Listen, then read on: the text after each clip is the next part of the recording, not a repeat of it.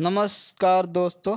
आज के जो डायरेक्ट इनडायरेक्ट के सेशन में आपका बहुत बहुत स्वागत है। तो आज मैं जो पढ़ाने का तरीका है उसको मैं थोड़ा चेंज कर रहा हूँ, यानी कि आज मैं जल्दबाजी में नहीं पढ़ाऊँगा और जैसे नेचुरली क्लास में पढ़ाता हूँ उस तरह से ही पढ़ाऊँगा। क्योंकि क्लास में मैंने देखा है कि पता पड़े अगर 50 बच्चे बैठे हुए हैं तो उसमें जो है मैक्सिमम बच्चे, यानी कि आप देख रहे हैं 40 बच्चे ऐसे होते हैं जो समझने में बहुत ही समस्या फील करते हैं। तो हम उन बच्चों को ध्यान में रखते हुए तो आज का जो टॉपिक है बहुत ही धैर्य पूर्वक पढ़ाऊंगा।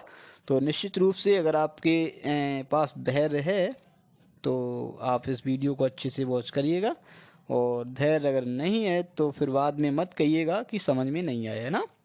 और अगर आप धैर्य से पढ़ेंगे इसको तो 100% आपको ये समझ में आ जाएगा। देखिए कैसे। तो ये आप देख रहे हैं ही सेड, ये तो आपका हो गया आरबी, है ना, और ये हो गया आर एस। ठीक है। अब देखो जो आरबी होती है उसका बदलाव हमेशा आर एस के अनुसार होता है। आर एस का मतलब है कि ये वाक्य है उसका सेंस क्या है ना। तो यहाँ पे आप देख रहे हैं आरबी की जो शुरुआत आर एस की जो शुरुआत है वो इससे हुई है, और यहाँ पे लगा हुआ है क्वेश्चन मार्क, इतना आपको दिख रहा होगा। तो इसका मतलब ये हुआ है कि वाक्य हमारा इंट्रोगेटिव है। तो इंट्रोगेटिव है इसका मतलब है ये सब्जेक्ट जो है पूछ रहा है, पूछता है इसी दशा में। तो पूछना की अंग्रेजी होती है आस्क। क्या होती है? आस्क। तो निश्चित रूप से जो सेड है वो आपका आस्क्ड में चेंज हो जाएगा। कैसे हो जाएगा? देखो सबसे पहले तो आप लिख देंगे ही, लिख दिया। अब देखो सेड आ गया है तो सेड की जगह आप आस्क्ड कर देंगे। ठीक है। या हम लोग कहें कि आप बहुत सरल अंदाज में यहाँ देखिए अगर क्वेश्चन मार्क लगा हुआ है तो यहाँ पे आप आस्क्ड कर देंगे, तो कम से कम आपका एक पॉइंट तो सही हो गया, यानी कि जो आरवी है उसका आपने बदलाव सही कर लिया, है ना। अब देखो इसके बाद है बारी कंजक्शन की। तो कंजक्शन क्या लगेगा उसके लिए आप ध्यान रखिएगा। अगर यहाँ पे हेल्पिंग वर्ब है ना, हेल्पिंग वर्ब है और यहाँ क्वेश्चन मार्क तो होगा ही होगा, तो ऐसी दशा में इफ या वेदर लगाते हैं तो जनरली हम लोग क्या कर देते हैं, इफ लगा देते हैं। तो आप वेदर लिखने से अच्छा है इफ यहाँ पे लिख लो, है ना। वैसे हम लोग कहते हैं कुछ भी लगा देते हैं, ऐसा नहीं है।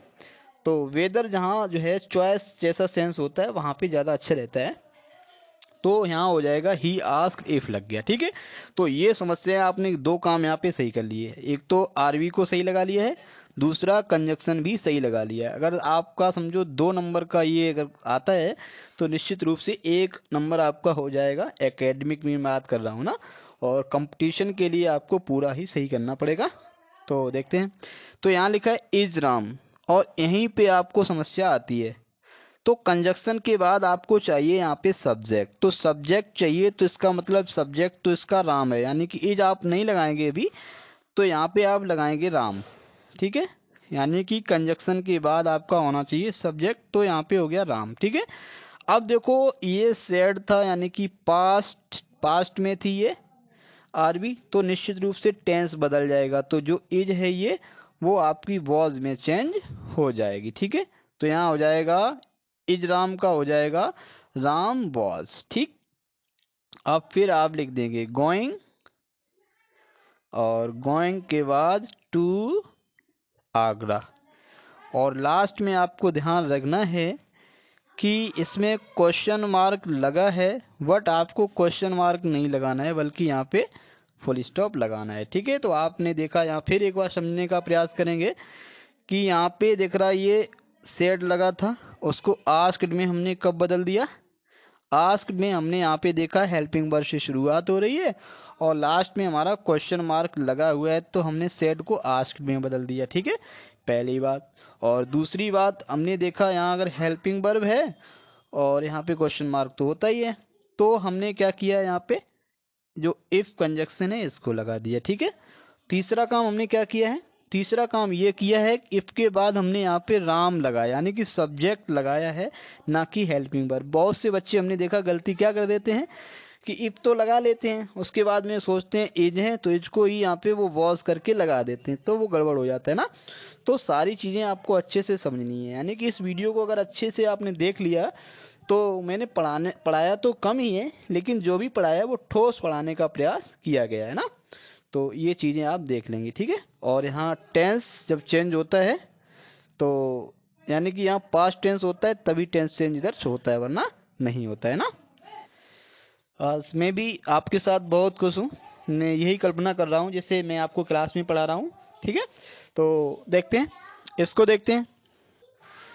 यहाँ आपने देखा कि इसमें जो है, जो हमारी आरबी है उसमें आपका ऑब्जेक्ट लगा हुआ है।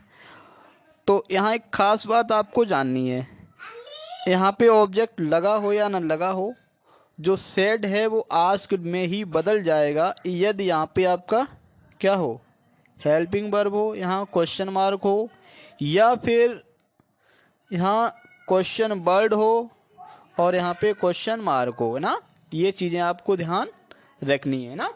तो इसमें निश्चित रूप से क्या कर देंगे, अब आप समझ चुके हैं, सी लिख देंगे ना। और इसके बाद में सेड हो या फिर सेड टू हो, इसको आप कर देंगे आस्क्ड में बदल देंगे ना। तो यानी कि यहाँ हो जाएगा सी आस्क्ड, ठीक। आस्क्ड के बाद ये ऑब्जेक्ट लगा देंगे। अब देखो फिर हमारा देखा यहाँ पे आपका क्या लगा हुआ है, हेल्पिंग वर्ब लगी हुई है और क्वेश्चन मार्क यहाँ भी है ना। तो निश्चित रूप से आप यहाँ भी इफ कंजक्शन लगा देंगे, ठीक है। और इफ के बाद हमने आपको क्या बताया है, यहाँ आपको लाना है सब्जेक्ट। क्या लाना है, सब्जेक्ट, ना कि आप ये मॉडल उठा के नहीं रख देंगे ना। अब देखो सब्जेक्ट हमारा बदला हुआ सब्जेक्ट आएगा, यानी कि यू हमारा किसके हिसाब से बदलेगा, यू हमारा बदलेगा ऑब्जेक्ट के अनुसार, यानी कि जो मी है और मी किस क्या हो जाएगा, मी जो भी आपका यहाँ पे फॉर्म होगा, यानी यू जो है वो सब्जेक्टिव केस में है, तो इसका मतलब जो है मी है, मी हमारा ऑब्जेक्टिव केस है, वट इसका हम लोग लाएंगे सब्जेक्टिव केस। तो यानी कि जो यू है वो हमारा बदल जाएगा आई में ना। अब देखो कैन का तो कुड हो ही जाता, आपको अच्छे से पता है, ठीक है। तो आई कुड हेल्प। अब देखो, अब यहाँ पे आपका है मी, मी है क्या, आई का ऑब्जेक्टिव केस, और आई हमेशा हमारा बदलता है किसके अनुसार, सब्जेक्ट के अनुसार। तो सब्जेक्ट यहाँ पे है सी, तो निश्चित रूप से हम लोग सी का लाएंगे क्या, ऑब्जेक्टिव केस हर ले आएंगे। तो यहाँ आपका क्या हो जाएगा, निश्चित रूप से यहाँ हो जाएगा आपका हर, ठीक है। तो यहाँ हो जाएगा हेल्प हर, ठीक। यहाँ भी आप फुल स्टॉप का प्रयोग करेंगे, समझ में आ गया होगा। अब यहाँ देखते हैं, राम सेड, राम ने कहा, ओमा आर यू हंग्री टुडे, क्या तुम आज भूखी हो। तो आप समझ गए सेंस क्या है इसका, सेंस ये है कि राम ने किससे पूछा है, उमा से पूछा है, ठीक है। और पूछना का अंग्रेजी क्या होती है, आस्क। तो इसीलिए यहाँ पे जो सेड है वो आस्क्ड में बदल जाता है अकॉर्डिंग सेंस, ठीक है। तो यहाँ आपने देखा वाक्य का अर्थ निकालने, राम सेड, राम ने कहा, Uma are you hungry today, क्या तुम आज भूखी हो। तो इसका मतलब आप भी समझ गए हैं कि उमा ने, यानी कि राम ने क्या किया है, उमा से पूछा है, ठीक है। तो पूछना का सेंस है, तो यहाँ इसीलिए आपका हो जाता है राम, और फिर आपका हो जाएगा आस्क्ड। क्या हो जाएगा, वो आस्क्ड के बाद अगर ऑब्जेक्ट दिया है तो आप लिखेंगे, यानी कि ऑब्जेक्ट है आपका उमा, ठीक है। वो बात अलग है, उमा हमारा किस में घुसा पड़ा है, उमा हमारा जो है आर एस वाले पार्ट में घुसा पड़ा, इससे कोई फर्क नहीं पड़ता है ना। चाहे जो हमारा ऑब्जेक्ट है, चाहे वो आर बी में हो या फिर आर एस में हो, तो ऑब्जेक्ट है वो हमारा आस्क्ड के बाद आ ही जाता है ना। तो आपने लिख दिया राम आस्क्ड उमा, ठीक है। अब उमा को हटा दें तो आप देखेंगे ये आपका हेल्पिंग वर्ब लगी हुई है और ये आपका यानी कि वर्ब लगी है, उसके बाद में सब्जेक्ट लगा हुआ है। तो निश्चित रूप से इसकी वाक्य की शुरुआत भी किससे हुई है, हेल्पिंग वर्ब से। तो आप यहाँ पे इफ कंजक्शन का प्रयोग कर देंगे, ठीक है।